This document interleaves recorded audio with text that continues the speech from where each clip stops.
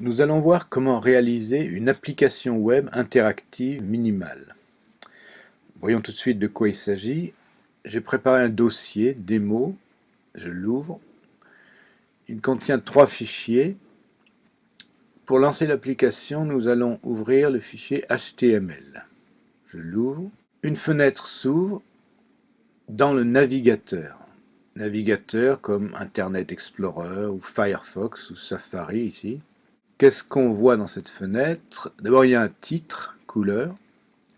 Ensuite, il y a un contenu, c'est le mot qu'on voit là, rouge. Il y a aussi un style, c'est le fait que le mot rouge est écrit justement en rouge. Et puis, si on clique sur le mot rouge, le mot change, il devient vert et il est écrit en vert. Là, le fait de réagir au clic, c'est ce qu'on appelle le comportement, donc les interactions. Donc ce sont les 3 aspects principaux d'une application web interactive, le contenu, les styles et les interactions. Alors voyons comment on réalise ça.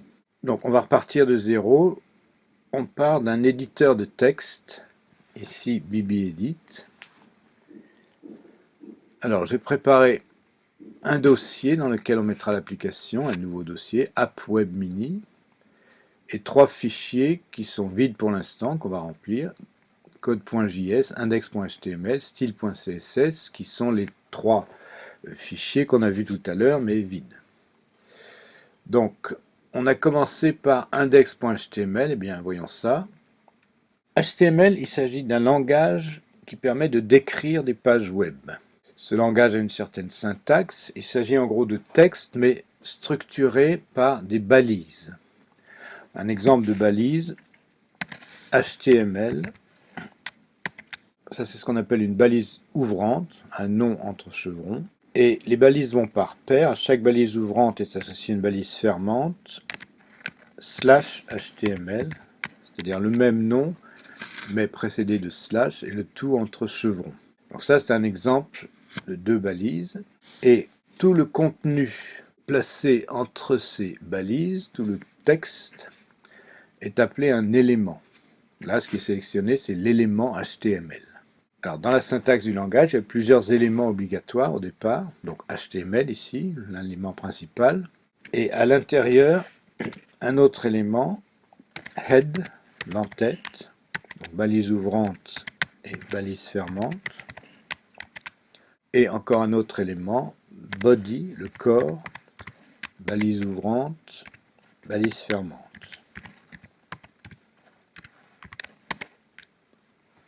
Qu'est-ce qu'on a vu tout à l'heure? Dans la fenêtre doit apparaître un titre. Eh bien, on peut l'écrire tout de suite. Il est défini dans l'élément head, l'entête, par un autre élément, title, balise ouvrante. Après la balise ouvrante, j'écris le texte du titre, couleur et balise fermante. Eh bien, voyons tout de suite ce que ça donne. Je sauvegarde et j'exécute le fichier HTML dans le navigateur. Voilà, on voit bien une fenêtre, il y a le titre, couleur, mais il n'y a rien à l'intérieur. Donc pour mettre quelque chose à l'intérieur, le contenu, on va écrire ça dans l'élément body, dans le corps.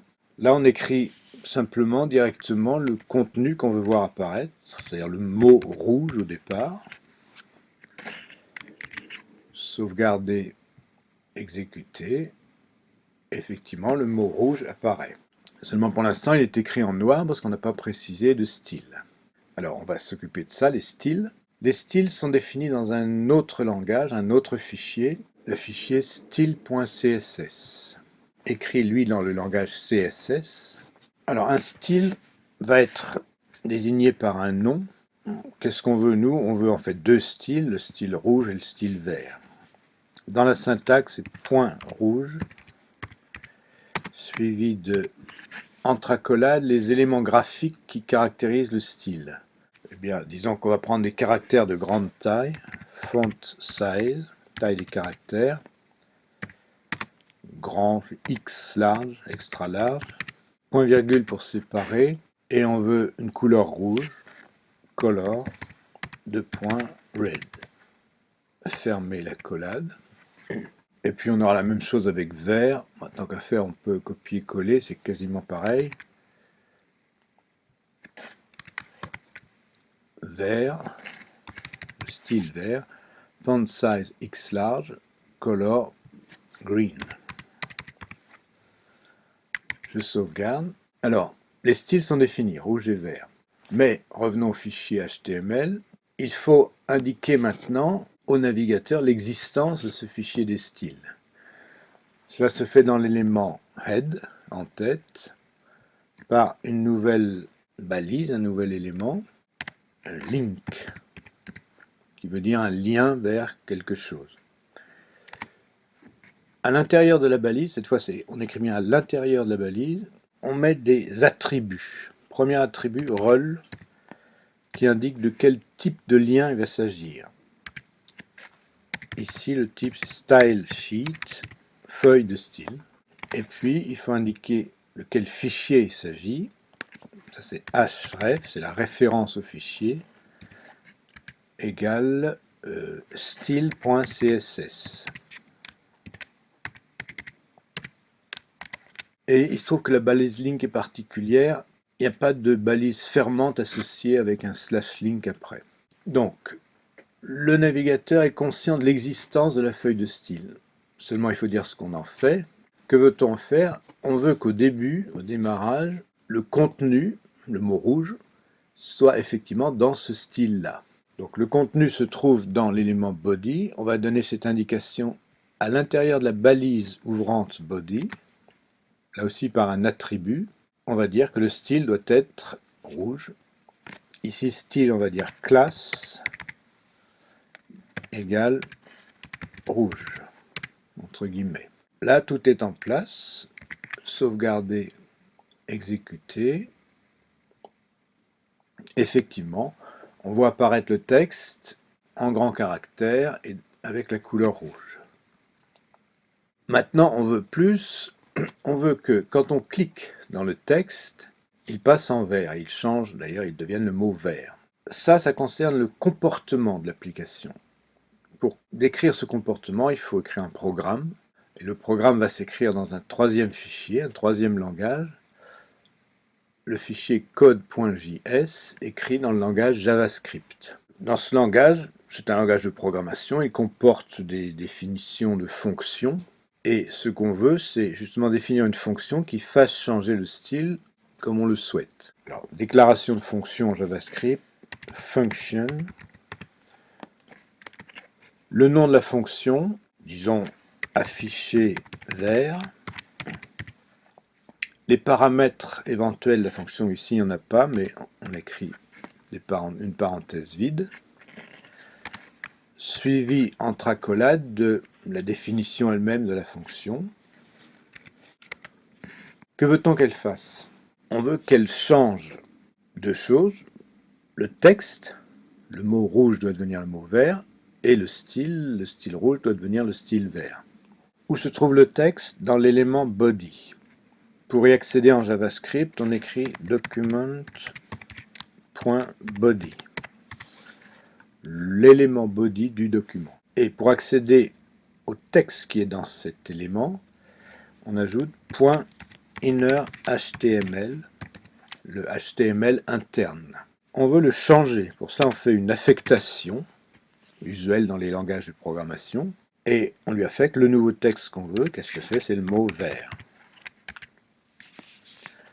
Point virgule pour séparer. Et on veut également que le style change. En JavaScript, pour accéder au style, alors toujours le style de l'élément body, donc document.body. Le style en HTML, on avait appelé ça class. En JavaScript, ça s'appelle class name. On va changer class name, c'est-à-dire le nom de la classe. Ça va être le style qu'on a appelé vert en minuscule. Voilà pour la fonction. On ferme la collade, sauvegarder. Donc là, le programme est défini. Revenons au fichier HTML. Il faut maintenant, comme tout à l'heure, indiquer au navigateur l'existence de ce fichier de programme. Ça se fait dans l'élément en tête, head, par un autre élément qu'on appelle script, et qui indique le programme source, src, égale donc le nom du fichier code.js.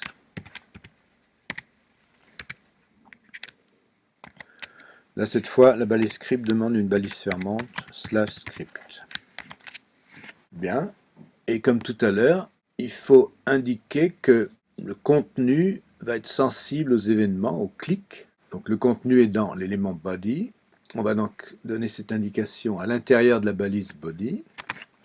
Un nouvel attribut qui dit lorsqu'on clique, il doit se passer quelque chose. Lorsqu'on clique, c'est l'attribut onClick, sur le clic. Que doit-il se passer? Eh bien, on va écrire, on veut appeler la fonction qu'on a définie tout à l'heure, afficher vert. Donc on décrit l'appel de cette fonction, afficher vert, sans paramètre, donc parenthèse vide, et puis c'est tout. Eh bien, là, tout est en place maintenant. Le comportement est défini, onClick égale afficher vert, et le navigateur va savoir où aller chercher le programme dans code.js. On peut sauvegarder, exécuter. Au départ, le mot rouge écrit en rouge, on clique, le mot vert écrit en vert. Donc voilà, l'application est terminée. Si on récapitule un peu ce qui est important là-dedans, on constate qu'il y a un fichier maître, disons, c'est le fichier HTML, c'est à partir de là qu'on dirige tout. Qu'est-ce qu'il contient? Il décrit un contenu, au départ le mot rouge. Le contenu, c'est le texte, tout ce qu'on voit à l'écran. Il y a deux textes d'ailleurs, rouge et couleur, le titre. Ensuite, il y a des styles, la couleur rouge, la taille des caractères, qui ont été définis dans un fichier, style.css, à l'intérieur de la balise link pour déclarer le fichier, et au démarrage en attribuant la classe rouge, un style, à l'élément body. Et ensuite, il y a un comportement, une réaction aux événements, qui a été programmé dans le fichier code.js, et le comportement associé, sur le clic, on appelle une fonction affichée vert, qui a été définie dans l'élément body. Donc ça, c'est les trois éléments essentiels d'une application web: le contenu, le style et le comportement. Eh bien, ça termine l'application. Elle est minimale parce que toute application web interactive qui se respecte doit avoir ces trois éléments. On les a réalisés ici et de façon minimale.